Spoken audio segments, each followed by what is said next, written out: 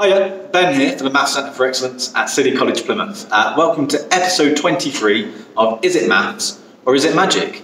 Nice, quick, easy one for you today, but you might need a calculator. Think of a 3-digit number where all the digits are different and the numbers are in descending order. So you might have 987.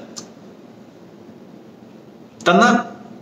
Now what I want you to do is reverse that so you've got the smallest possible number.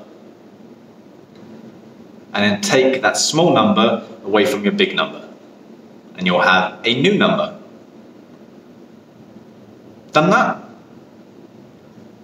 Now with your new number, I want you to reverse the digits. So you're going to have two numbers and add them together. And everybody should end up with 1089. Let us know if it worked for you. Let us know what you thought, and we'll see you at the next one. Cheers!